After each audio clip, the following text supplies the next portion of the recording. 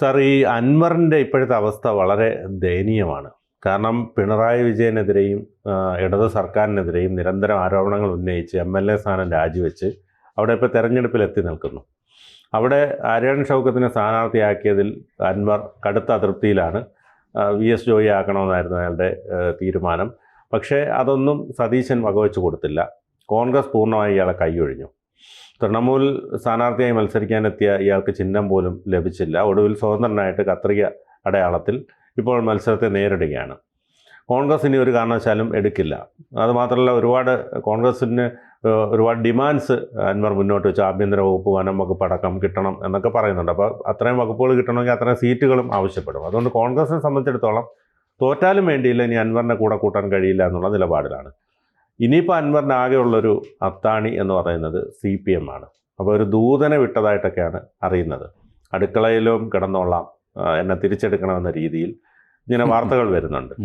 അപ്പോൾ ഇനി അതിനുള്ളൊരു ചാൻസാണ് അൻവറിൻ്റെ മുന്നിലുള്ളത്. ഇനിയിപ്പോൾ ഈ തെരഞ്ഞെടുപ്പല്ല ലക്ഷ്യം. അടുത്ത 2026 നിയമസഭാ തെരഞ്ഞെടുപ്പിൽ ഒരു ശക്തമായ രീതിയിൽ വന്നില്ലെങ്കിൽ അൻവർ എന്ന് പറയുന്ന ആ ഒരു വ്യക്തി രാഷ്ട്രീയത്തിൽ നിന്നും മൊത്തം പോകേണ്ട ഒരവസ്ഥയിലേക്ക് എത്തും.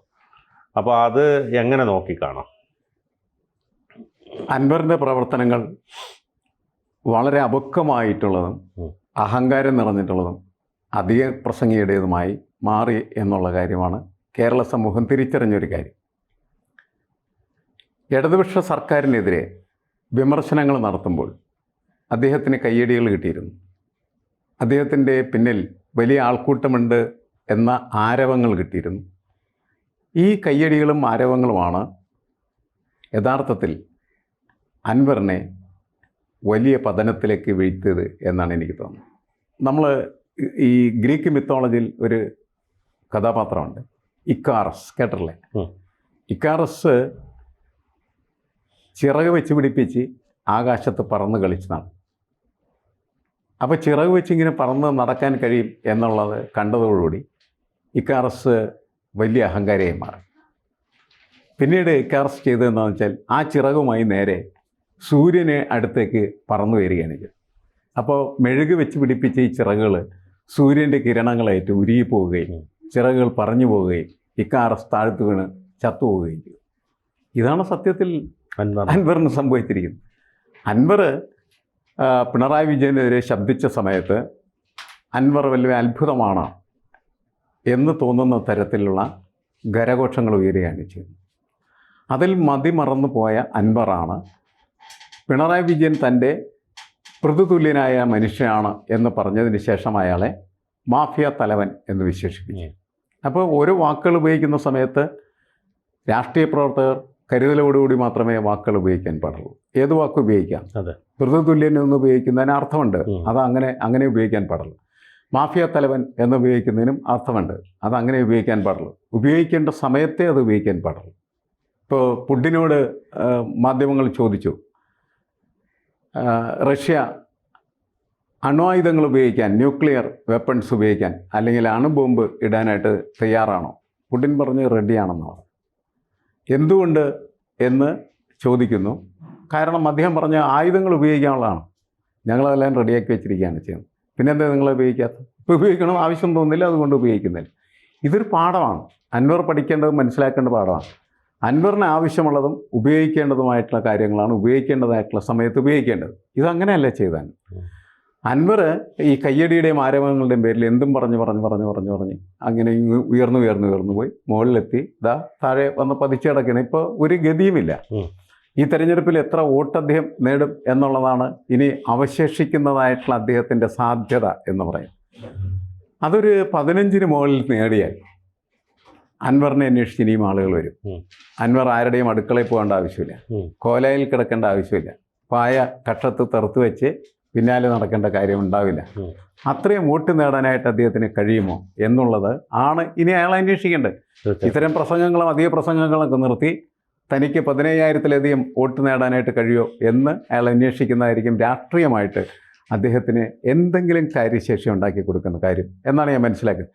കഴിഞ്ഞ ദിവസം അദ്ദേഹം ടെലിവിഷൻ ചാനലിൽ വന്ന് ഞാൻ 75,000 വോട്ട് നേടും എന്ന് വിളിച്ചു പറഞ്ഞു. ഏത് വിഡ്ഢിയാണ് ഈ സംസാരിക്കുന്നതെന്നാണ് രാഷ്ട്രീയമായിട്ട് ഈ അംഗൻവാടി വിദ്യാഭ്യാസം പൂർത്തീകരിച്ചിരിക്കുന്ന ഒരു മനുഷ്യനെ തോന്നുകയുള്ളൂ. അതേ രീതിയിലാണ് അയാൾ സംസാരിച്ചുകൊണ്ടിരിക്കുന്നത്. അത്ര പരിതാപകരമായിട്ടുള്ള ഒരു രാഷ്ട്രീയ പശ്ചാത്തലം, രാഷ്ട്രീയ ചരിത്രബോധം ഇതൊക്കെ ഉള്ളൂ അൻവറിന്. അൻവർ ഒന്നുമല്ല, അൻവർ ബിഗ് സീറോ എന്ന് വേണമെങ്കിൽ നമുക്ക് വിശേഷിപ്പിക്കാം.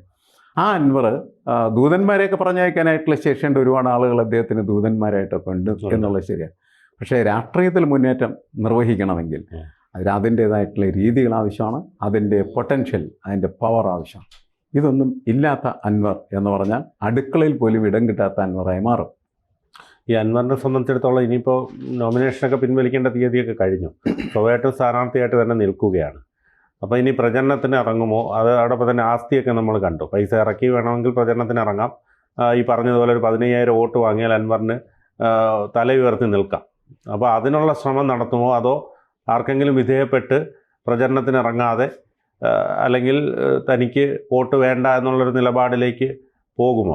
അതാണ് എല്ലാവരും ഇപ്പോൾ ഉറ്റുനോക്കുന്നത്. അത് ശരിയായിരിക്കും. ആളുകളുടെ ഒരു ധാരണ തന്നെ എങ്ങനെയായിരുന്നു. കാരണം വെച്ചാൽ തിരഞ്ഞെടുപ്പിൻ്റെ ഘട്ടമെത്തിയ സമയത്ത് എല്ലാവരും ആദ്യം പ്രതീക്ഷിച്ചിരുന്നത് അൻവർ സ്ഥാനാർത്ഥിയാവില്ല എന്നായിരുന്നു. പിന്നീട് പ്രതീക്ഷിക്കുന്നത് അൻവർ സ്ഥാനാർത്ഥിയാവും, ആ തൃണമൂൽ സ്ഥാനാർത്ഥിയാവും എന്നാണ്. പിന്നീട് ആളുകൾ കരുതിയതിൽ നിന്ന് വ്യത്യസ്തമായിട്ട് അദ്ദേഹം സ്വതന്ത്ര സ്ഥാനാർത്ഥിയെ മാറി. എന്തുകൊണ്ടാണ് പിണറായി ഈ തൃണമൂലിൻ്റെ സ്ഥാനാർത്ഥി അല്ലാതെ അയാൾ വന്നത് എന്ന് ചോദിച്ചാൽ അതിനൊരു കാരണമുള്ളൂ. അദ്ദേഹത്തിൻ്റെ സ്വാതന്ത്ര്യം നഷ്ടപ്പെടും. അദ്ദേഹം ഇത് ഭയങ്കരമായിട്ട് ബാർഗൈനിങ്ങിന് വേണ്ടിയിട്ട് നിൽക്കുകയാണ് ചെയ്യുന്നത്. എന്നുവെച്ചാൽ അദ്ദേഹത്തിന് ഇങ്ങനെ ബാർഗൈൻ ചെയ്ത് ഏറ്റവും മികച്ചത് നേടാനുള്ള ശ്രമമാണ്. അങ്ങനെയുള്ള കോൺഗ്രസിൻ്റെ അടുത്ത് പോയിട്ട് 3 സീറ്റ് രണ്ടൊക്കെ ചോദിച്ചു. മാത്രമല്ല ഭരണം കിട്ടിക്കഴിഞ്ഞിട്ടുണ്ടെങ്കിൽ ആഭ്യന്തരമന്ത്രിയോ വനംവകുപ്പോ നൽകണം എന്നൊക്കെ പറഞ്ഞ് ഇയാളാരതൊക്കെ ഇങ്ങനെയൊക്കെ ചോദിക്കാൻ ചോദിക്കുന്നത് അവിടെ മരങ്ങളൊക്കെ ഒരുപാടുള്ളതുണ്ടായി. മരക്കച്ചവടക്കാരനാണ്. മാത്രമല്ല നിലമ്പൂർ എന്ന് പറയുമ്പോൾ സ്വാഭാവികമായിട്ടും ഈ എന്താണ് പിണറായി വിജയനെ മാഫിയ തലവൻ എന്ന് പറഞ്ഞാൽ അവിടെ തേക്ക് മാഫിയൊക്കെ ഉള്ള സ്ഥലമാണ്. അത് ഗുണകരമാക്കി മാറ്റാം, വനം കൊള്ളയടിക്കാം എന്നൊക്കെ കരുതിയിട്ട് ചോദിക്കുന്നതായിരിക്കാം എന്നാണ് എനിക്ക് തോന്നുന്നത്. എന്തായാലും അതൊക്കെ അയാളെ കോമാളിയാക്കി മാറ്റിക്കൊണ്ടിരിക്കുകയാണ് ചെയ്യുന്നത്. അങ്ങനെയാണ് ആളുകൾ ഇപ്പോൾ അദ്ദേഹത്തെ വിലയിരുത്തിക്കൊണ്ടിരിക്കുന്നത്. കോൺഗ്രസ്സിന് കഴിയാത്തതായിട്ടുള്ള കാര്യങ്ങളൊക്കെ ചോദിച്ചാൽ എന്ത് ചെയ്യും? കോൺഗ്രസിൻ്റെ അപ്പം വിചാരിച്ചാൽ നടക്കില്ല അൻവറെ ആഭ്യന്തരമന്ത്രിയാക്കുന്നത്. പിന്നെ കോൺഗ്രസ്സുകാർക്ക് പറ്റാത്തൊരു കാര്യം കോൺഗ്രസ്സുകാരോട് ചോദിച്ചിട്ട് ഒരു കാര്യം എന്തായാലും വളരെ പരിതാപകരമായിട്ടുള്ള സ്ഥിതിയിലേക്ക് അയാൾ പതിച്ചു കഴിഞ്ഞിരിക്കുന്നതാണ്. ഏതായാലും ഇനിയിപ്പോൾ നമ്മളെല്ലാവരും ആകാംക്ഷയോടെ ഉറ്റുനോക്കുന്നത് ഈ തെരഞ്ഞെടുപ്പും അതിനുശേഷമുള്ള ഫലപ്രഖ്യാപനമാണ്. അപ്പോൾ അതിൽ ഇപ്പം ഈ എക്സിറ്റ് പോളുകൾക്ക് പോലും ആശങ്കയാണ്. കാരണം ആര് ജയിക്കുമെന്ന് പറയാൻ കഴിയില്ല. കാരണം ആര്യാടൻ ഷൗക്കത്ത് അൻവർ ഇല്ലായിരുന്നെങ്കിൽ ജയിച്ചേനെ. പക്ഷേ ഇപ്പോൾ ആര്യാടൻ ഷൗക്കത്ത് ജയിക്കുമോ, അതോ സ്വരാജ് ജയിക്കുമോ, അൻവർ എത്ര വോട്ട് നേടും, BJP എത്ര വോട്ട് നേടും, ഇതിലെല്ലാം ഒരു കൺഫ്യൂഷൻ നിലനിൽക്കുന്നുണ്ട്. അൻവർ ഫാക്ടറിൻ്റെ ഒരു പ്രത്യേകത ഈ നിലമ്പൂർ ഉപതെരഞ്ഞെടുപ്പിനെ അനിശ്ചിതത്വത്തിലാക്കി എന്നുള്ളതാണ്. ഒരു ഇൻഡിറ്റർമിനൻ്റ് ആയിട്ടുള്ള ഫാക്ടറാക്കിയതിനെ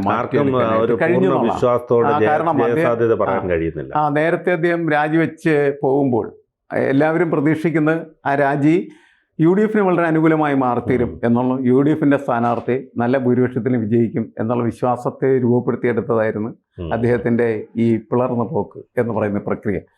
അത് കഴിഞ്ഞതിന് ശേഷം അദ്ദേഹം നടത്തിയ സർക്കസുകൾ യഥാർത്ഥത്തിൽ ഈ തെരഞ്ഞെടുപ്പിനെ അനിശ്ചിതത്വത്തിലേക്ക് കൊണ്ടുപോയി. അതുകൊണ്ടാണ് നമുക്ക് ഈ തെരഞ്ഞെടുപ്പിനെ വിശകലനം ചെയ്യാൻ പോകുന്നതായിട്ടുള്ള ആളുകൾക്ക് പോലും ഒരു വ്യക്തത ഇല്ലാതെ വന്നത്. അപ്പോൾ ഈ അൻവർ ഫാക്ടർ ഇപ്പോൾ ചെയ്തുകൊണ്ടിരിക്കുന്ന ഒരു പ്രക്രിയ എന്താണെന്ന് വെച്ചാൽ ആര്യാടൻ ഷൗക്കത്ത് ജയിക്കുമോ, സ്വരാജ് ജയിക്കുമോ എന്നുള്ള തരത്തിലേക്ക് അവസാനത്തെ കൊണ്ടുപോയിട്ടുണ്ട് എന്നുള്ളത് നല്ലതാണ്. ഇതിപ്പോൾ ഏറ്റവും കൂടുതൽ കൺഫ്യൂഷൻ ഉണ്ടാക്കി പിണറായി വിജയനാണ്. കാരണം സ്വരാജിനെ എങ്ങനെയും ഒതുക്കാമെന്ന് പറഞ്ഞ് കൊണ്ടുവന്നതാണ്. ഇപ്പോൾ ഇനിയിപ്പോൾ സ്വരാജിനെ എങ്ങനെ ഒതുക്കുക എന്നുള്ള കാര്യത്തിലാണ് പിണറായി മരുമോനും കൂടെ ആലോചിക്കുക. മൊത്തം കൺഫ്യൂഷൻ ആയിരിക്കും. കൺഫ്യൂഷൻ തീർക്കണമേ എന്നുള്ള പ്രാർത്ഥനയിലേക്ക് അത് എത്തിക്കഴിഞ്ഞിരിക്കുകയാണ് ഈ തെരഞ്ഞെടുപ്പിന്റെ പൊതുസ്ഥിതി. കൂടുതൽ വാർത്തകളും വിശേഷങ്ങളും നിങ്ങളിലേക്ക് എത്താൻ ABC മലയാളം സബ്സ്ക്രൈബ് ചെയ്യുക, ബെൽ ബട്ടണും അമർത്തുക.